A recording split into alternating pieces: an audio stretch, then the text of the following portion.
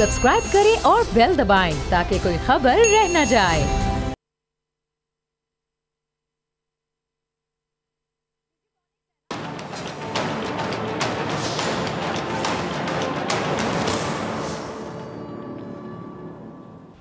अस्सलाम वालेकुम नाज़रीन, मैं हूं डॉक्टर फिज़ा अकबर खान और मैं हूं पाकिस्तान और आप देख रहे हैं पाकिस्तान के सबसे बड़े न्यूज़ चैनल का नंबर 1 प्रोग्राम ऐसे नहीं चलेगा। नाज़रीन, जदीद दौर का हिटलर जिसे दुनिया नरेंद्र मोदी के नाम से जानती है, जिसकी शक्ल से वहशत टपकती है, ऐसा शख्स जिसकी दुनिया में पहचान भारत के वज़ीर आज़म होने से नहीं बल्कि गुजरात के कसाई के तौर पर की जाती है। गुजरात का कसाब, कश्मीर का कसाब, जिसके हाथ मुसलमानों के खून से रंगे हुए हैं। मकबूजा कश्मीर के 79 मासूम लोगों की जिंदगियां छीनने वाले नरेंद्र मोदी से दुनिया इस घटिया शख्स को जानती है, इस नाम से, जिसका नाम नरेंद्र मोदी है, लेकिन लोग उसको एक कसाई या जलाद के नाम से जानते हैं। इसका नाम नरेंद्र मोदी नहीं बल्कि मेरे ख्याल से दरिंदा मोदी होना चाहिए था, क्योंकि जैसे जंगल में दरिंदों से जानवर महफूज नहीं होते, ऐसे ही इस शख्स के जुल्म से, शर से भारत में अकलियतें, माइनॉरिटीज महफूज नहीं है। यहाँ तक कि जो इनमें कॉन्सेप्ट होता है हिंदुओं में, मैं अक्सर प्रोग्राम में बात करती हूँ, ऊंची जात, निचली जात, जात पात का कॉन्सेप्ट, वहाँ पे जो निचली जात के बेचारे लोग हैं उनको तो इंसान नहीं समझते। निचली जात के हिंदू भी मोदी जैसे शैतान के शर से पनाह मांगते हैं। अब नरेंद्र मोदी को अगर शैतान कहा जाए तो यकीन जानिए शैतानियत भी शर्मा जाती है। शैतान भी कहता है कि इस जालिम शख्स को मुझसे मत मिलाओ। ये जो नरेंद्र मोदी है ना नाजरीन, ये भारत पर ही नहीं बल्कि इस धरती पर बोझ बन गया। और अब इसकी जो जालिमाना और जो गुरूराना पॉलिसीज़ हैं उनकी वजह से इसको आसमान में क्या ज़मीन में भी छुपने की जगह नहीं मिलेगी, याद रखिएगा। मोदी ने भारत को क्या कहता था कि मैं शाइनिंग इंडिया बना दूंगा, शाइनिंग इंडिया, ये बनाने की बात करता रहा, अभी भी दावे करता है कि मैं भारत को शाइनिंग इंडिया बना दूंगा। अब भी अपनी आवाम को, अपनी जनता को बड़े सुहाने ख्वाब दिखा रहा है कि मैं ये कर दूंगा, मैं वो कर दूंगा, शाइनिंग इंडिया बना दूंगा, ऐसे बना दूंगा, वैसे बना दूंगा। और अभी भी कहता है कि भारत तरक्की कर रहा है। अभी इसको सुन ले कभी आप तो ऐसे झूठ बोलेगा, झूठों को बुलंदा लेकर आएगा और बोलता चला जाएगा, शर्म भी नहीं आएगी इस घटिया शख्स को। और ये कहेगा कि मैंने भारत को तरक्की की पटरी पर चढ़ा दिया हुआ है, तरक्की कर रहा है भारत की मईशत तरक्की कर रही है, इकॉनमी तरक्की कर रही है, भारत शाइन कर रहा है, ऐसी बातें करता है ये। लेकिन अब इसकी अपनी जनता भी इसकी चालों से, इसके झूठ से अच्छी तरह वाकिफ हो चुकी है। और यही वजह है कि भारत की आवाम इसके जुल्म के खिलाफ सड़कों पर निकल आई है। नरेंद्र मोदी ने जो जुल्म वहाँ पे किया, अब आप देख रहे हैं कि पूरे हिंदुस्तान में वो नज़र आ रहा है। मोदी भी इसके निर्गे में आने वाला है। मोदी की अपनी आवाम, अपनी जनता इसका गिरेबान पकड़ रही है। भारत खुद को क्या कहता था? सेक्युलर स्टेट कहता था, यानी दुनिया की सबसे बड़ी जमहूरियत समझता था खुद को। ये सेक्युलर स्टेट कहता था और कहता था कि दुनिया की सबसे बड़ी जमहूरियत है। अभी भी समझते हैं, अभी भी दावे करते हैं, लेकिन इस मुल्क के कोने कोने में जमहूरियत आपको कहीं नजर आती है? जमहूरियत पामाल होकर रह गई है। यहाँ जमहूरियत का खून बहाया जा रहा है। मोदी सरकार हिंदुस्तान के अवाम की आवाज़ को दबाने की हर मुमकिन कोशिश कर रही है, लेकिन मोदी दुनिया को दिखाने के लिए कि भारत ने सबसे बड़ी जमहूरियत का ठेका उठाया हुआ है, इसलिए आज यानी 26 जनवरी को भारत में रिपब्लिक डे मनाया जा रहा है। लेकिन भारत और मकबूजा कश्मीर में इस दिन को बतौर यौम जमहूरिया नहीं बल्कि यौम सियाह के तौर पे मनाया जा रहा है। अब उसूली तौर पर नाज़रीन अगर देखा जाए तो नरेंद्र मोदी को उसकी अपनी आवाम ने ही दुनिया के सामने एक्सपोज कर दिया, बेनकाब कर दिया। मोदी दुनिया को रिपब्लिक डे मनाकर क्या बताना चाह रहा है प्रैक्टिकली? कि वो कितना जमहूरियत पसंद है, कितना डेमोक्रेसी को पसंद करता है। वहाँ पर जिसकी पॉलिसीज़ हैं वो जमहूरियत वाली पॉलिसीज़ हैं, जमहूरी पॉलिसीज़ हैं, अवाम दोस्त पॉलिसीज़ हैं, जनता के लिए वो काम कर रहे हैं। हालांकि हकीकत इसके उलट है, सबको पता है, जनता को भी पता है। ये बताना चाह रहा है कि इसके दौरे इक़्तिदार में हिंदुस्तान में दूध और शहद की नहरें बह रही हैं, बल्कि हकीकत क्या है कि दूध शहद की नहरें नहीं बह रही, लोगों की खून की नदियाँ बह रही हैं भारत में। भारत की बदकिस्मती देख लें कि यहाँ यौम जमहूरिया के मौके पर भी लोग अपनी शनाख्त ढूंढने में मसरूफ़ हैं। सोचें ज़रा, लोग अपनी शनाख्त ढूंढ रहे हैं और इस घटिया शख्स को इस बात का एहसास तक नहीं है। ये घटिया शख्स जो कि झूठों का पलंदा लेकर आ जाता है और झूठ इसके ख़त्म नहीं होते। अब जब हालात ऐसे होंगे नाज़रीन, ज़रा सोचिए, दिल पे हाथ रखिए और बताइए, जब हालात ऐसे हों तो कौन मानेगा कि भारत वाकई जमहूरियत का चैम्पियन है? अब इसी जुल्म से तंग आकर आज जो भारतीय पंजाब के किसानों ने नरेंद्र मोदी जो है, या बल्कि मोदी सरकार की ईंट से ईंट बजा दी, अगर मैं कहूँ तो गलत नहीं होगा, पगड़ी करेंगे, मेरे अल्फाज से सेकंड करेंगे। लाल किले से तिरंगा हटा दिया गया, अपना झंडा लहरा दिया गया और मोदी सरकार सिखों की तहरीक दबाने के लिए पंजाबी किसानों के मुआशी कत्ल का जो प्लान तैयार कर चुकी थी और यही वजह है कि पंजाब के किसान दिल्ली के मैदान में निकले और उन्होंने भारतीय यौम जमहूरिया को यौम स्या बना कर रख दिया। यह है नरेंद्र मोदी की औकात, यह है भारत की औकात, यह है बीजेपी की गवर्नमेंट की औकात, जो इनके अपने लोगों ने, अपनी जनता ने इनको दिखा दी। लेकिन अभी भी इसको शर्म नहीं आएगी, घटिया इंसान को। अब जो लाखों सिख किसान हैं वो ट्रैक्टर लेकर दिल्ली में दाखिल हो गए, अपने हक के लिए सड़कों पर निकले हुए हैं। इन किसानों के आगे भारतीय हुकूमत की जो तमाम रुकावटें हैं वो बाकायदा रेत की दीवार साबित हो रही हैं। ये किसानों पर जो पुलिस ने लाठी चार्ज किया था टीम, इसका क्लिप होगा, ज़रा नाज़रीन के साथ शेयर कीजिएगा, दिखाइएगा। अच्छा, आपने देखा नाज़रीन का महीनों से जारी है जो किसानों की एहतजाजी तहरीक है। 120 लाशें कम नहीं होती है तादाद। 120 लाशें जो हैं वो उठाने के बावजूद उसी तरह पूरे ज़ोरों शोर से बड़े जज्बे से जारी है। इनके जज्बे में आपको कमी देखने को नहीं मिलेगी, यानी जो ये चाहते हैं वो अभी भी मुतालिबात लिए वहाँ पर ये तहरीक जारी है। मोदी की किसान दुश्मन जो पॉलिसीज़ हैं इनके खिलाफ भारतीय किसानों ने 26 जनवरी को ही दिल्ली में 100 किलोमीटर लंबी ट्रैक्टर रैली निकालने का ऐलान किया था, आपको याद है, जो कि अब इंडिया के रिपब्लिक डे पर मोदी की फाशिस्ट हुकूमत के मुंह पर तमाचा कहना। अब देखिए नाज़रीन कि भारत सबसे बड़ी जमहूरियत होने का दावा करता है। ऐसे कहता है ना कि सबसे बड़ी जमहूरियत है ये, सेक्युलर इंडिया कहता है खुद को। सेक्युलरिज्म के इनको स्पेलिंग नहीं आते, मतलब तो दूर की बात है। क्या होता है सेक्युलर मुल्क? जहाँ पे तमाम लोग, अकलियतें हों, वो आज़ादी के साथ अपनी मजहबी आज़ादी को एंजॉय कर सकें। ये है सेक्युलर इंडिया, ये है जमहूरियत। जमहूरियत जमहूर से होता है, जमहूर अवाम होती है, वोटर होता है, अवाम होती है, वोटर वहाँ सफ़र कर रहे हैं और ये कहते हैं जमहूरियत है वहाँ पे। अब आज ये अपना रिपब्लिक डे मना रहे हैं और आज इसी मौके पर अपनी तंग जहनियत भी ये दुनिया को दिखा रहा है। अगर इसको महसूस हो, जो भूख से तंग किसान है वो खुदकुशियाँ करते रहे बेचारे, लेकिन इस जालिम को कोई फ़र्क नहीं पड़ा, इसके सर पे जून तक नहीं रेंगी, बल्कि उल्टा इसने ज़राई इस्लाहात के नाम पर भारतीय किसानों के गिर्द शिकंजा मजीद कसने की साजिश शुरू कर दी। ज़राअत के शोबे को अपने दोस्त सनतकार की गुलामी में देने की साजिश की, जिसके खिलाफ भारतीय किसान 2 महीने तक एहतजाज करते रहे, लेकिन ये टस से मस ना हुआ। अब जिस वक्त किसान ट्रैक्टर लेकर दिल्ली पर चढ़ दौड़े तो इसने उन पर जुल्म तोड़ने के लिए पुलिस को मैदान में उतार दिया। यानी अब भी उन बेचारों की सुनी नहीं, अब उन पे मजीद जुल्म करने के लिए पुलिस को मैदान में उतार दिया, जो पंजाब के किसानों का एहतजाज रोकने के लिए उन पर डंडे बरसा रही थी, शेलिंग की जा रही थी, वाटर कैनन को भी आजमा कर देखा गया। लेकिन वो क्या कहते हैं कि जब धरती का सीना चीर कर रोजी रोटी कमाने वाले किसी बात की ठान लें तो ऐसी रुकावटें उनका रास्ता कैसे रोक सकती हैं? रुक ही नहीं सकता, इम्पॉसिबल, हो ही नहीं सकता। भूल थी ये नरेंद्र मोदी की, सोच थी इसकी। अब नाज़रीन, एक फितरी बात है कि जुल्म के ज़रिए मजलूम को जितना भी दबाने की कोशिश की जाए, एक वक्त आता है ऐसा जब मजलूमियत की आवाज़ जुल्म की जंजीर को तोड़ते हुए जालिम के खिलाफ बगावत पर उतर आती है। और ऐसी सूरत हाल आज भारत में देखने को मिली। भारत में पंजाब के किसानों के एहतजाज के दौरान देखिए ये सिचुएशन थी। मोदी ने एहतजाज को दबाना चाहा, लेकिन पंजाब के किसान उतना ही उभर कर आगे आए और आगे बढ़ते चले गए और लाल किले पर अपना झंडा लहरा कर ही गए। देखिए ज़रा उनका, देखा आपने नाजरीन। अब भारत का आइन एक सेक्युलर रियासत की बात करता है, सेक्युलर रियासत की, जिसका इनको मतलब भी नहीं पता, स्पेलिंग भी नहीं आते होंगे। और आज मोदी के हिंदू राष्ट्र में अकलियतों के लिए ज़मीन तंग हो चुकी है और वो दूसरे दर्जे के शहरी बनकर रह गए। आज नाम नेहाद ये क्या जो कहते हैं जी इनक्रेडिबल इंडिया, दुनिया में इंटॉलरेंट इंडिया के नाम से जाना जाता है। मोदी ने अपने आइन के साथ ऐसा समझने की खिलवाड़ किया कि हिंदुस्तान का ये आइन बेवकूफ़ होकर रह गया, कोई औकात ही नहीं रह गई इनके आइन की। अखंड भारत का ख्वाब देखने वाला ये गुजरात का कसाई, ये कश्मीर का कसाब अपनी हरकतों से ऐसी हरकतें कर रहे हैं कि भारत को टुकड़े टुकड़े करके रख देगी। मैं अक्सर प्रोग्राम में कहती हूँ कि इंडिया को इसके होते हुए किसी दुश्मन की जरूरत ही नहीं है, क्योंकि इंडिया के लिए, भारत के लिए सबसे बड़ा दुश्मन इनका अपना प्राइम मिनिस्टर है नरेंद्र मोदी।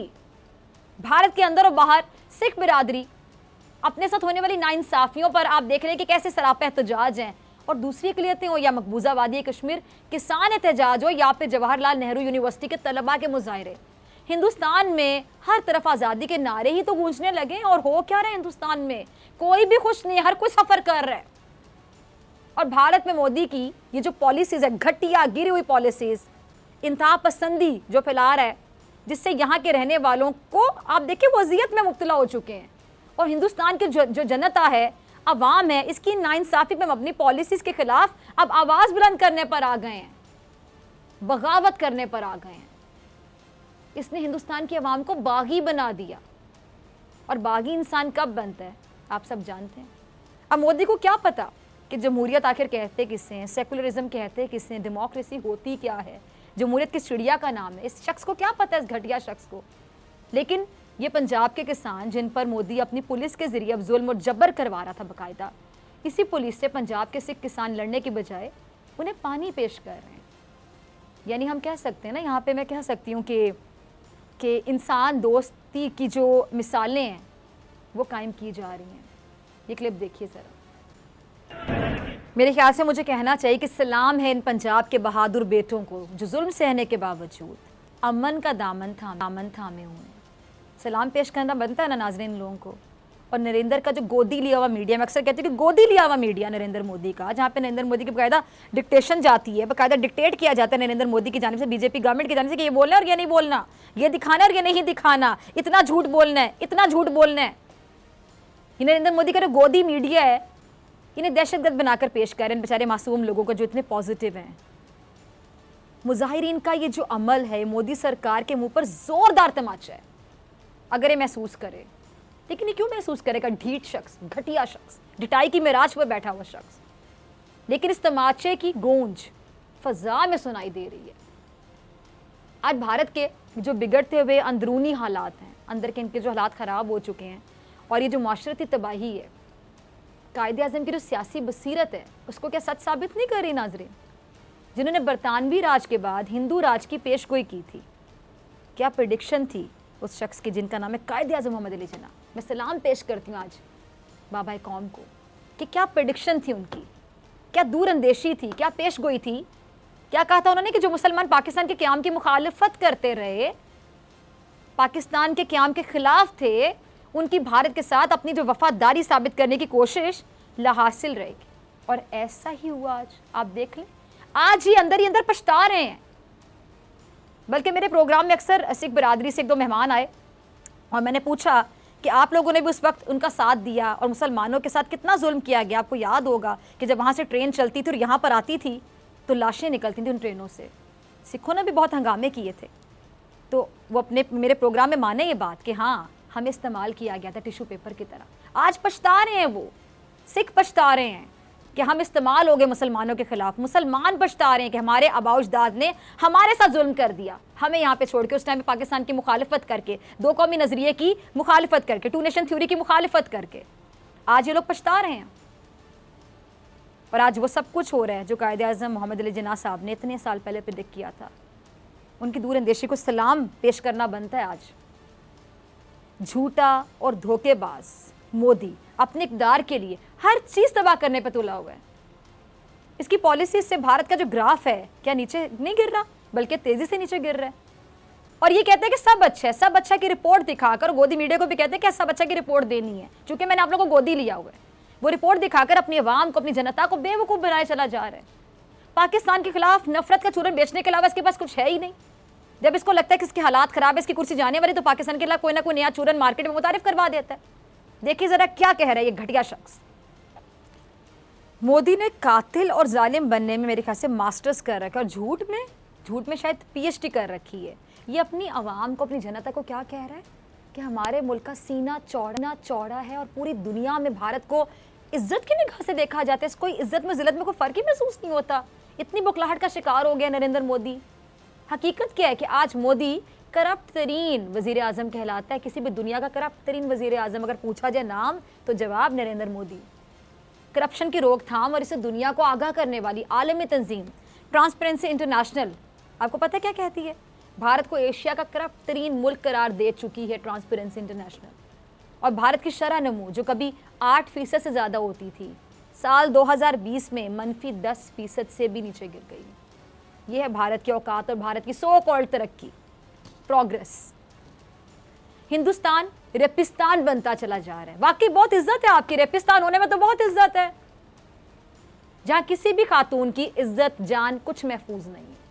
कोरोना भारत को दीमक की तरह चाट रहा है और इस पर भी इज्जत बनती है। बिल्कुल सही कह रहे हैं हम नरेंद्र मोदी साहब, बहुत इज्जत बनती है आपकी, क्योंकि भारतीय अवाम की जो जिंदगी हैं वो नरेंद्र मोदी की नाहेली की भीड़ चढ़ रही हैं। तो जारी बात इज्जत की बात होगी नरेंद्र मोदी के लिए, सही कह रहा है। और आज जो भारतीय बॉलीवुड का एक सॉफ्ट इमेज है वो भी तार तार हो चुका है। हिंदुस्तान की फिल्म इंडस्ट्री भी बीजेपी के ज़ेरे ताब है। ये मोदी फिल्मों में भी आज़ादी के नारों से खौफजदा हो गया। हाल ही में एक फिल्म आई है, एक फिल्म के खिलाफ मोदी हुकूमत ने FIR कटवा दी। सोचें ये हालात हो गए हैं। ये है मोदी का जमहूरियत से भरा हुआ भारत। तनदेव नामी एक फिल्म। अब इसी जाली जमहूरियत को देखते हुए बरतानवी वजीर आजम ने भारत के रिपब्लिक डे की तकरीब में, आपको पता है, बतौर मेहमान खुसूसी शिरकत करने से इनकार कर दिया कि मुझे नहीं आना, मैं नहीं शिरकत कर रहा। लेकिन मोदी साहब आपकी बहुत इज्जत है, सही कहते हैं आप, बहुत की, जो सिर्फ आपको ही दिखाई देती है और किसी को नहीं। दहशतगर्दों के साथ मिलकर खून की होली खेलने वाले मोदी को कोई पसंद ही नहीं करता, लेकिन मोदी को लगता है कि उसकी सब इज्जत करते हैं और ना इसके तबाह होते हुए भारत को कोई पसंद करता है।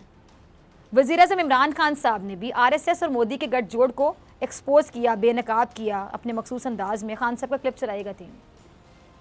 अच्छा नाज़रीन, जैसे कि मैंने अपने इंट्रो में कहा था कि मोदी इस दौर का हिटलर है और यही बात वज़ीर-ए-आज़म ने भी कही थी कि दुनिया को बताया था कि किस तरह मोदी RSS के साथ मिलकर हिंदुस्तान की अक़लियतों को, माइनॉरिटीज़ को दबाने की मुसलसल कोशिश कर रहे, साजिश कर रहे।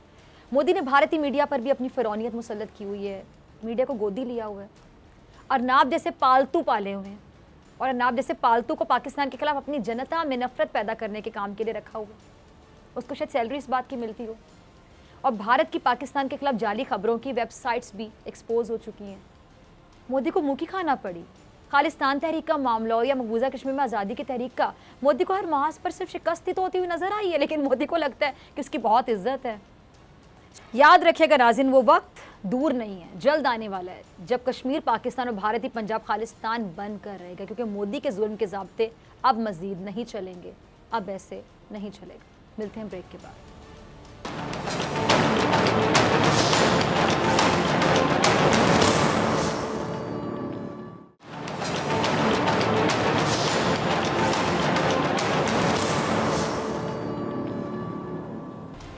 वेलकम बैक नाजरीन। पंजाब की सियासत में एक नई हलचल मच गई है। वज़ीर आला पंजाब सरदार उस्मान बुज़दार से जो नाराज़ PTI अरकान हैं, स्पीकर पंजाब असम्बली चौधरी परवेज़ इलाही के पास पहुंच गए और वज़ीर आला पंजाब उस्मान बुज़दार के खिलाफ एक, आप समझ लें कि नया महाज खुल गया। जो नाराज़ PTI रुकन ख्वाजा दाऊद सुलेमानी हैं, उनका ये कहना है कि वज़ीर आला पंजाब उस्मान बुज़दार से 8 महीने पहले इख्तलाफात पैदा हुए, जिस पर चौधरी परवेज़ इलाही ने हमारे दरमियान सुलह करवाई थी। जो मुआहदा हमारे और वज़ीर आला के दरमियान हुआ था, हर काम उसके उलट हो रहा है। और उन्होंने इल्ज़ाम लगाया है कि इस वक्त करप्शन और जो करबा परवरी है वो उरूज पर पहुंच चुकी है। और उनका ये भी कहना है कि 15 से 20 MPA वज़ीर आला से इख्तलाफ रखते हैं। नहीं, वो अकेले नहीं, बल्कि 15 से 20 लोग हैं जो इख्तलाफ रखते हैं, शदीद इख्तलाफ रखते हैं। इस तमाम सूरत हाल पर बात करने के लिए आज प्रोग्राम में हमने दावत दी है इन्हीं नाराज़ जो PTI के रुकन है, जिनका मैं जिक्र करी, ख्वाजा दाऊद सुलेमानी साहब। बहुत शुक्रिया ख्वाजा साहब ज्वाइन करने के लिए। सीनियर तजियाकार असद खरल साहब, किसी तारुफ के मोहताज नहीं, वो भी मेरे साथ लाहौर स्टूडियोज़ में मौजूद हैं। खरल साहब, आपका भी बहुत शुक्रिया वक्त देने के लिए। खरल साहब, पहले ख्वाजा साहब से सुनते हैं कि हुआ क्या था। ख्वाजा साहब, आपकी ज़बानी में जानना चाहूँगी कि तमाम नाजरीन जो आपको देख रहे हैं बोल न्यूज़ पर और ऐसे नहीं चलेगा प्रोग्राम में, ज़रा प्लीज़ समझाइएगा कि हुआ क्या था, क्या इख्तलाफात शुरू कहाँ से हुए। फिर आप कह रहे हैं कि जी 8 महीने पहले भी आपने तहफ़्फ़ुज़ात का इजहार किया था, जो मुआहदा तय पाया था उसके उलट हो रही हैं चीज़ें, ज़रा डिटेल शेयर कीजिएगा नाजरीन के साथ। डॉक्टर साहबा, गुजारिश ये है कि मेरा जो CM साहब से इख्तलाफ है या झगड़ा कह रहे हैं ये, या मुझे ब्लैक मेलर CM साहब कहते हैं, वो अपने हलके की आवाम के हकूक़ के लिए है। डॉक्टर साहब, बात यह है कि DG खां के 8 हलके हैं, 8 का जोग्राफियाई एक जैसा है। ये नहीं है कि CM साहब जो है ना उनके पास पहाड़ है, हमारे पास भी पहाड़ है, हमारे पास भी सेटल एरिया है, हमारे पास भी दरियाई एरिया है। तो मेरा मुतालबा ये है कि पूरे पंजाब में एक जैसी डेवलपमेंट होनी चाहिए DG खां में, और हर सूबे के हर ज़िला में हर को बराबर का हिस्सा मिलना चाहिए। मेरा ये मुतालबा नहीं है कि मुझे अपने लिए कोई ओहदा चाहिए, मुझे मेरी ज़ात के लिए कोई चीज़ चाहिए। बाकी बीबी साहब ये डॉक्टर साहबा ये हमें ब्लैकमेल का है या कुछ का है, इसकी अपनी मर्ज़ी है। मैंने से मांगा क्या है? और मेरे साथ जो MP साहबान हैं वो सिर्फ 15 या 20 नहीं है, ये तकरीबन इनके पूरे मिनिस्टर साहबान नाराज़, मुशीर साहबान नाराज़, पार्लिमानी सेक्रेटरी साहब नाराज़। अच्छा। असल आदमी में एक अहलियत होती है, थोड़ा सा आदमी का कोई तजर्बा होता है। ठीक है ना बीबी? ये मैं मेरे साथ भी है। असल बात ये है कि मैं तो सीख रहा हूँ, मेरे सीखने दिया जाए। तो फिर पंजाब सीखने के लिए है। गुलजार साहब तो खुद कहते हैं ना अपनी ज़बानी कि मैं सीख रहा हूँ, मेरे सीखने दिया जाए। वोट दिया कि हम जो है ना किसी के बच्चों को खिलाते फिरें और क्या सिखाते फिरें, कोई हम टीचर हैं। ये जाएं कोई सियासी स्कूल में दाखिला लें, पाकिस्तान में नहीं है तो गैर मुल्क चला जाए। ठीक है ना बीबी? और दूसरी बात यह है ना बीबी, ये कहते हैं पंजाब में करप्शन खत्म हो गई। जी जी जी, आप कंप्लीट कीजिए। जी भाई, जी जी जी जी, बीबी बात ये कहते है हैं पंजाब में करप्शन खत्म हो गई। जी, बात मुकम्मल कीजिए। हाँ, वही पे आ रहा हूँ ना बीबी। तौसा सिटी के लिए इन्होंने 1 अरब 55 करोड़ रुपया निकाला है टफ टाइल के लिए। चेक करा लें क्या वो खर्च हुआ है। दूसरा, इमरान खान का विज़न है कि कब्ज़ा ग्रुप ख़त्म करें। तहसील तौसा में जो सरकारी रकबे हैं उस पर कॉलोनियाँ बना के कौन बेच रहा है, ज़रा पता तो करा लें खान साहब।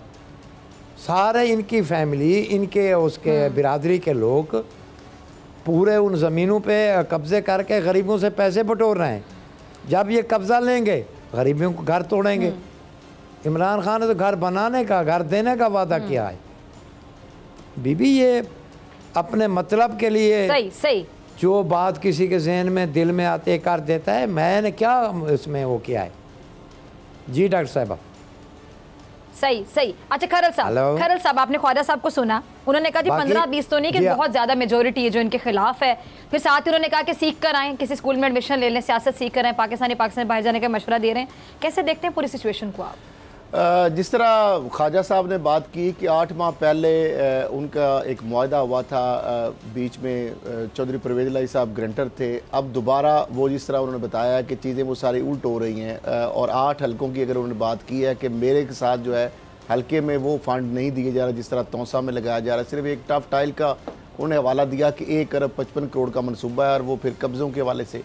तो मैं भी एक सवाल करूँगा ख्वाजा साहब, ये जो हमारे पास बहुत सारी दास्तानें आती हैं कि इनके भाई अजीज़ो अकारब, कब्ज़े, करप्शन, किकबैक्स, वो कौन कौन से ऐसे मामलात हैं, कोई कब्ज़े हैं, वहाँ की जो दास्तानें हैं, कुछ जिसके कोई एविडेंस हो या जो आपके तक पहुँची हैं, क्या वो पार्टी लेवल पर इमरान खान साहब तक नहीं पहुँचती या मीडिया तक भी? मेरा ख्याल है बहुत सारी चीज़ें रह जाती हैं। साहब ये तो नहीं पता मेरा। खरल साहब बात यह है, मुझे ये नहीं पता कि इमरान खान साहब को कोई बताता है या नहीं बताता। आपकी टीम आ जाए, मैं आपको ठहराऊँगा भी। हमारा जिन ख़ानदान से ताल्लुक़ है, हमारे लंगर खाने हैं, मैं आपको सब चीज़ दिखा दूँगा। ये सिर्फ तौसे में नहीं हो रहा, पूरे पंजाब में ये कुछ हो रहा है, बल्कि बलूचिस्तान तक भी इसका असर जा रहा है। ठीक है ना खरल साहब? इमरान खान का पता है, इमरान खान की टीम को होगा। हो सकता है कि इमरान खान साहब तक बात नहीं पहुंच रही। ख्वाजा साहब देखें, अगर आप कह रहे हैं कि हर जगह हो रहा है, तो इमरान खान साहब तक कैसे नहीं पहुंच रही होंगी बातें? सब बातें पहुंच रही होंगी। उनकी खामोशी की वजह आपको क्या मेरे ख्याल में उनके पास नहीं पहुंची, वो करप्शन के खिलाफ है। मैं नहीं समझता को करप्ट आदमी को वो रखे और नायल आदमी को वो रखे। मेरी समझ से ये बात बालातर है। इमरान खान की ज़ात पे कोई शक नहीं है, वो करप्शन से। अच्छा, करप्शन का बार बार जिक्र कर रहे हैं, जरा कुछ आपके पास कोई जरा बताइएगा ना, करप्शन किस किस्म की? ख्वाजा साहब, हम जरा जानना चाहते हैं किस किस्म की करप्शन, सबूत है आपके पास? कोई बात आप जरा बीबी मेरी बात डॉक्टर साहब बात ये दर्जा चारों में पैसे लिए जाते हैं। जी जी जी जी, दर्जा चारों में वहाँ हमारे ज़िले में पैसे लिए जा रहे हैं, थाने तहसीलों में पैसे लिए जा रहे हैं, अपना पोस्टिंग पे पैसे लिए जा रहे हैं, ट्रांसफ़र पे पैसे लिए जा रहे हैं। ठीक है ना जी? कोई एक बात तो नहीं है, कोई एक आदमी तो नहीं है, इनकी तो पूरी फौज इसी काम पे लगी। ख्वाजा साहब, ये अच्छा सवाल। दर्जा 4 में अब तक कितनी वहाँ पे भर्तियां हुई? क्योंकि भर्तियां होंगी तो उसमें पैसे लिए जाएंगे ना। क्या महकमों में भर्तियां हुई हैं वहाँ अभी जो 2-2.5 साल में? हो चुकी हैं, भर्तियां हो चुकी हैं। विशाखा आप आ जाएं, जब से ये बना है चेक कर लें, भर्तियां हो चुकी हैं। भर्तियां हो चुकी हैं। अच्छा ख्वाजा साहब, ये भी मैं जानना चाहूंगी, मैं सब गलत कुछ नहीं कह रहा, उस्मान हमारे मुर्तज़ा वहाँ की काल- इमाम पर हो रहा है। खैर साहब देखने ये भी एक अहम सवाल है, नहीं सब कुछ उनकी मां पर बीबी, हो रहा है, बात यह है यानी कि उनको कॉन्फिडेंस में लेकर corruption किया जा रहा है सब कुछ। डॉक्टर साहब ये भी तो हो सकता है ना कि वज़ीर आला पंजाब की लाइन। ऑर्डर मेरा भाई चला है तो उसकी हैसियत मेरी वजह से है ना। ख्वाजा साहब एक सवाल है देखो ना, जी, एक सवाल है, MP एक मिनट मैं है ना, हूं, देखें तो वज़ीर आला पंजाब भी जो हैं, देखिए मेरी बात सुनिए, जैसे आपने कहा कि इमरान खान साहब को भी हो सकता है इन चीजों का नहीं पता हो, वज़ीर आला को भी हो सकता है कि वो ना पता हो, ला इल्म हो, उन तक शिकायतें पहुंचे, उनको हो पता सकता है चले कि नहीं सब कुछ है, हुआ। उसको इल्म नहीं है। बीबी डॉक्टर साहब आप कह बात रहे हैं उनको यह पता है है तमाम कि चीज़ों इनका एक भाई जो है ना वो मेरा ख्याल है क्लर्क है यूनियन काउंसिल में, दूसरा मॉडल अपना इसमें हमारे BMP मुज़दार में साहब? मेरा ख्याल है अब उसको प्रमोशन इसने इलीगली तौर पे दी है। वो इंस्पेक्टर था, अब उसको DSP बनाया है। जो DC को सलूट करना है, जिसने DC का दरवाज़ा खोलना है, वो DC पे हुक्मरानी कर रहा है तो किसके ज़ोर पे कर रहा है? CM के ज़ोर पे कर रहा है ना। जिसने DC की कोठी पे पहरा देना था, DC उसका दरवाज़ा खोलता है, उसके पीछे खड़ा होता है, किसकी वजह से? आप मुझे बताएं किसकी वजह से? सही, CM की वजह है ना। सही, तो इसको है। कैसे नहीं पता? जी खरल साहब अभी इसको नहीं पता तो नोटिस ले इस बात का। ठीक है खरल, ठीक है खरल साहब, अब आप क्या कैसे देखते हैं सिचुएशन को? अगर तो उनको पता है तो फिर तो बड़ी नाजायज़ बात होगी, बड़ी गलत बात होगी ये, और अगर उनको नहीं पता तो उन तक ये बात पहुंच जाएगी, प्रोग्राम के थ्रू पहुंच जाएगी, टीवी पे आवाज़ उठाई जा रही है, लोग खुल के सामने आ गए, मेरा नहीं ख्याल अब भी नोटिस ना लिया जाए। जो ख्वाजा साहब बात कर रहे हैं, बहुत सारी चीज़ों का तो यकीनन CM साहब को पता होगा, और नहीं भी अगर पता है तो अगर उनकी वजह से उनके भाई अजीज़ो करम को नजायज़ काम करा रहे हैं इंतजामिया से, तो ये तो बड़ी जिस तरह नाजायज़ पहले भी उन्होंने लेटर लिखे थे मुख्तलिफ लोगों के हवाले से कि मेरे हवाले से को अगर को आपके पास आए तो आप CM ऑफिस इन्फॉर्म करें, तो जिस तरह वो बता रहे हैं इस तरह की खबरें हमारे पास भी आती हैं कि उनके अजीज़ों करम भाई शाही वो मुख्तलिफ कामों के अंदर से पैसे साहब बात ये बिल्कुल, है, ये बातें तो आपको पता है, बिल्कुल डिस्कस हो रही तो है। आप एक साथ जी, जी। है, ठीक है ना बीबी? खरल साहब मेरी जरा बात सुन लें। तो ये है बात सुने, कैसे उसको इल्म नहीं है, ये कैसी बातें आप कर रहे हैं। उसके भाई के पास पहले सरकारी डाला होता था, अब वो फॉर्चूनेट और लैंड क्रूज़र पे फिर रहा है, कहाँ से आया है आप बता सकते हैं? वो फॉर्च्यूनर तो और वो तो कौन से लाहौर में से हर किसी ने दिया ना, ज़मीन वहाँ जो से है तो ना नहीं दी, वो उनका तो लाहौर भाई से ले किसी रहा ने दी है। है। लाहौर से गिफ्ट पहले कभी अच्छा, तो लाहौर उसकी कोई वालों ने इंतकाल खाना तो भी रजिस्ट्रियां गिफ्ट शेयर में करें ना, खिलाया हम था भी कि आप ताकि- लैंड क्रूज़र दे रहे हैं। ख्वाजा साहब बात ये ना, ख्वाजा साहब मेरी बात को समझने की आप कोशिश आए ना, करें, आप तशरीफ बातें ले आए, कर मैं रहे हैं, आपको ठीक खाना है, भी लेकिन अगर खिलाऊंगा, सबूत के साथ बात करें, आ रही हैं, आपको assets इनके आ ठहराऊंगा, रहे हैं। आपको विजिट भी आप सबूत करूंगा। के साथ अगर बात करते हैं तो वो तो हम हाईलाइट करेंगे खरल साहब, हम इस इशू को जी, हाईलाइट जी, करेंगे। बिल्कुल हम इस चीज़ों को लाएंगे, सामने लाएंगे। आप वैसे वहाँ पे आप भेजेंगे जो तशरीफ ले ज़मीनें आए, मैं खरीद रहे हैं आपको अपने चेक करा नाम पर, दूंगा, इदारों के पर्चियां नाम चेक पर। करा दूंगा, आपको सब चीज चेक जो करा गाड़ियां हैं कॉलेज उनका में भी ले पता चलूंगा। करेंगे कि आपके वो पास लैंड सबूत है, जो ख्वाजा साहब? ऑर्डर है, वो पूछना। किसने दी है, ये ख्वाजा कैसे साहब आदमी- आपके पास हर चीज का सबूत है, आप साबित कर सकते हैं जो आप कह रहे हैं, ये जो सब कुछ आप कह रहे हैं सच है। देखिए फॉर्च्यूनर गाड़ी उनके पास अगर करोड़ रुपए की आ मैं गई, आपको ज़मीनें उस वो गाड़ी ले में रहे हैं, फिरता जिस उसको तरह दिखा बता रहे हैं, दूंगा। और उनकी जो खरल साहब आप खरल साहब, आप तशरीफ कुछ ले पूछना आए, ज़मीन जिसने बेची है उसके पास मैं ले जाऊंगा, आपको उनसे पूछ लेना कि आपने किसको बेची है। सरकारी ज़मीनों पे जो कब्जे हो रहे हैं वो मैं आपको रिकॉर्ड चेक करा दूंगा, ज़मीनें भी मौके पे जाके चेक करा दूंगा। अच्छा खरल साहब ये इससे अच्छा खरल साहब, और जैसे क्या आपने भी कहा सबूत कि मैं ये दूं बातें तो आपको? हम तक भी पहुंचती हैं कि लोगों को नवाजा जा रहा है अपने करीबियों को, तो ये तो फिर तब्दीली नहीं है ना, ये तो फिर नया पाकिस्तान नहीं है जहाँ पे वज़ीर आला पंजाब लोगों को नवाजे। देखिए वो भी एक MP है, अच्छा वसीम अकरम प्लस कर क्या रहे खरल वो साहब, भी क्या आपको MP है, ये भी MP है। वो कहते हैं अगर उनके हल्के में अरबों रुपए की वहाँ पे डेवलपमेंट हो रही है, जब पैसे लग रहे हैं, डेवलपमेंट हो रही है नहीं हो रही, किकबैक कमीशन की नजर हो रहा है, वो अलग है। वो कहते हैं मेरे हल्के में भी तो पैसे लगने चाहिए ना, आवाम को जो मैं भी मुंतखब होकर आया हूँ, मेरा भी फंडामेंटल राइट है कि मेरे हल्के के अंदर जो तरक्की उधर हो रही है, मेरे हल्के के अंदर भी वो नहीं, पैसे करल साहब डेवलपमेंट नहीं आप ऐसे ना करें, आप बात को दूसरी तरफ ले रहे हैं, आप बात को दूसरी तरफ लेके जा रहे हैं। हमारे इलाके के डेवलपमेंट भी हक बनती है, ख्वाजा साहब, ये सहाफ़ी नहीं तो हर है। एंगल से हमारा भी सवाल ये है उठाते हैं ना, कि PTI हम तो का हर- कबाड़ा हो रहा है पंजाब में, ठीक है ना खरल साहब, आप बात को घुमा के करप्शन और अकरबा परवी के ऊपर आपको है हल्के के लिए लड़ाई लड़ रहा हूँ। करप्शन और अकरबा परवी के ऊपर आपके तफजात हैं। अच्छा, उनका कहना है खरल साहब वो ये कह रहे हैं कि मैं सिर्फ अपने हल्के के लिए लड़ाई नहीं लड़ रहा। इमरान खान के विजन पे है, एक शरीफ आदमी ने कितनी मेहनत की है, ठीक है ना जी, ये कितनी उस बेचारे ने मेहनत की है, खान साहब ने कितने उसने धक्के खाए हैं, करेनू से गिराया गया है उसको, ठीक है ना, इसके लिए तो नहीं गिराया गया ये नए लोग आए अपनी कुंभा परवरी करें और अपने ख़ानदान के घर भर दें, इसलिए ये तो नहीं इमरान खान ने कुर्बानियाँ दी हैं। जिन लोगों ने उनके साथ उधर इसमें धरने में रहे हैं, एक ठीक है ना, ये मेरे बात पास आखिरी 30 सेकंड है इस प्लेटफॉर्म से। आप इमरान खान साहब से क्या गुजारिश करना चाहेंगे, प्राइम मिनिस्टर साहब से क्या कहना चाहेंगे? मेरे पास 30 सेकंड है जी, प्लीज। हमारा यही रिक्वेस्ट है उनसे, हमें टाइम दें, हमारी बातें सुने, उसके ऊपर कमें और उनकी तहकीकात करें ना। मेरा उस्मान गुजार से कुछ जाती क्लैश है। खरल साहब आपका भी बहुत शुक्रिया। ठीक है नाज़रीन, आपसे ब्रेक के बाद मुलाकात होगी।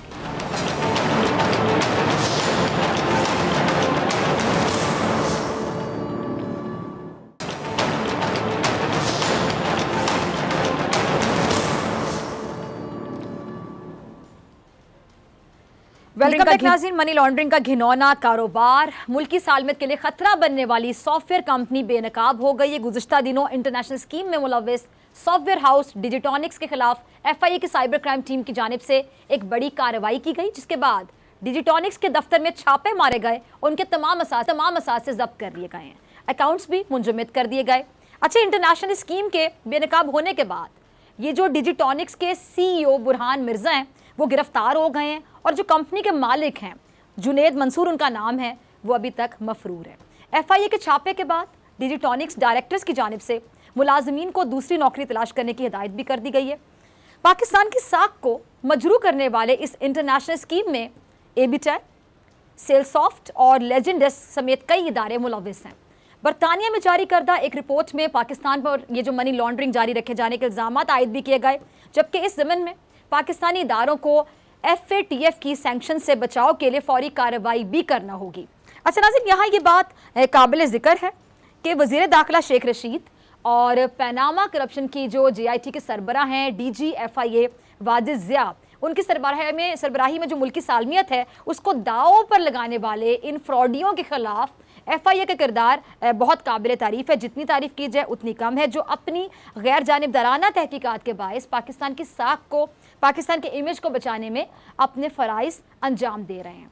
अब दूसरी जानिब अगर मैं बात करूँ, आलमी सतह पर भी मुल्क की बदनामी का सबब बनने वाले जो मुफाद पसंद अनासिर हैं वो अपना रंग दिखाने लगे हैं, मुल्क का इमेज जो ख़राब कर रहे हैं, और केस पर असरअंदाज होने के लिए हर हरबा आजमाने की कोशिश कर रहे हैं। मेगा स्कैंडल केस के इन्वेस्टिगेशन ऑफिसर मुमताज़ हुसैन सोमरो समेत दीगर अफसरान जो इस केस की गैर जानिबदाराना तहकीकात कर रहे थे, उनका तबादला ही करा दिया गया, ताकि आपको पता है क्यों, ताकि केस की शफाफ तहकीकात पर असरअंदाज हुआ जा सके। अब दूसरी जानिब डिजिटॉनिक्स में काम करने वाले मुलाजमीन ने अदालत से दोबारा काम करने की इजाज़त देने का मुतालबा भी कर दिया है। कंपनी मुलाजमीन के मुताबिक डिजिटॉनिक्स का सिर्फ एक काम नहीं है, बल्कि मज़कूरा कंपनी दीगर बिजनेस भी करती है, इसलिए उन्हें काम को जारी रखने की इजाज़त दीजिए। जबकि इस हवाले से FIA हुकाम का क्या कहना है कि डिजिटॉनिक्स का कोई और बिजनेस है ही नहीं, और वह सिर्फ मनी लॉन्ड्रिंग के कारोबार से मुंसलिक है, जो गैर कानूनी है, और ये बिल्कुल गैर कानूनी है। अच्छा, अब FIA की जानिब से जो दर्ज FIR है उसके मुताबिक वो क्या कहती है कि मुल्जिमान ने इंटरनेशनल कस्टमर्स को धोखा देने के लिए USA, UK और दीगर भी ममालिक हैं जहाँ के जाली ईमेल एड्रेस भी बना रखे थे। यानी इतनी सोची समझी साजिश के तहत ये सब कुछ होता रहा प्लानिंग के साथ। जबकि जो मुल्जिमान हैं कस्टमर्स के ATM से कोड चोरी करके रकम निकाल लेते थे। देखिए ज़रा, FIR में ये भी दर्ज किया गया है कि जाली ट्रांजैक्शंस के लिए डिजिटॉनिक्स ने 12 बैंक अकाउंट्स बना रखे थे, 12 बैंक अकाउंट्स जो जाली ट्रांजैक्शंस करते थे। छापे के दौरान FIA ने कंपनी दफातर से क्लाइंट से जालसाजी की कॉल रिकॉर्डिंग भी हासिल की, और FIR में ये भी कहा गया है कि गैंग फ्रॉड और ब्लैकमेलिंग और भत्ता वसूल करने के लिए कस्टमर्स को हिरासत भी किया जाता रहा। FIR के मुताबिक मुल्जिमान ट्रेडमार्क और वेबसाइट्स डेवलपमेंट के नाम पर कस्टमर्स को झांसा देते रहे और कंपनी का जो नेटवर्क है और गैंग नाम जो शनाख्त है वो बदलकर मुख्तलिफ क्लाइंट से बाकायदा डीलिंग करते रहे, नाम बदलकर, शनाख्त बदलकर। अच्छा नाज़रीन, ये जो डिजिटॉनिक्स मेगा स्कैंडल है, इनकी जो बनती बिगड़ती आप समझ लें कड़ियाँ, ये कहाँ तक लेकर जाएंगी, इस हवाले से बोल अपने नाजरीन को लम्हा ब लम्हा आगाह रखेगा। जबकि इस केस के तनाजुर में की जाने वाली जो इन्वेस्टिगेशन है, तहकीकात हैं, उनमें मज़ीद तहलका खेज़ इंकशाफात अभी सामने आना बाकी हैं। इस हवाले से हमने DG FIA वाजिद ज़िया और एडिशनल डायरेक्टर FIA लाहौर एहसान सादिक करने की कोशिश की, मगर कोई मुस्बत जवाब नहीं मिल सका। अब यहाँ एक और अहम बात वो ये कि अगर डिजिटॉनिक्स किसी ऐसे गलत काम में मुलविस नहीं थी, चले समझ लें नहीं थी अगर, तो इसके दफ्तर पर छापा क्यों मारा गया और इसके खिलाफ कार्रवाई में आई, क्यों हज़ारों अफराद की नौकरी को दाव पर लगा दिया गया। लेकिन अगर ये कंपनी किसी इंटरनेशनल फ्रॉड में मुलविस है, अगर है, तो इनके खिलाफ गैर जानिबदारी से कार्रवाई करने वाले अफसरान का तबादला क्यों कर दिया गया। यह हम सवाल है। क्या पाकिस्तान में हम ये कह सकते हैं, हम ये पूछ सकते हैं कि पाकिस्तान में जो बासर शख्सियात हैं उनके लिए अपनी मनमानी करके किसी भी ऑफिसर का तबादला करवाना इतना आसान है? अब सवाल ये भी उठता है कि केस की तहकीकात करने वाले अफसरान का तबादला अगर हुआ तो किसके दबाव में आकर हुआ, किसके दबाव पर हुआ। ये मनी लॉन्ड्रिंग और धोखाधड़ी में मुलविस दीगर जो मुल्क दुश्मन कंपनीज हैं उनके खिलाफ अभी तक कोई कार्रवाई अमल में क्यों नहीं लाई जा सकी? क्या है रुकावट, क्या है मसला? मुल्क की साख को नुकसान पहुंचाने वाले ये अनासिर आखिर कब अपने अंजाम को पहुंचेंगे, ये अहम सवालात हैं। इसी के साथ डॉक्टर फ़िज़ा अकबर खान को दीजिए इजाज़त। आपसे मुलाकात होगी इंशाल्लाह कल सेम टाइम सेम चैनल। अगर ज़िंदगी ने वफ़ा की दुआ में याद रखिएगा, अपने अपने प्यारों का बहुत ख्याल रखिएगा। अल्लाह निगहबान।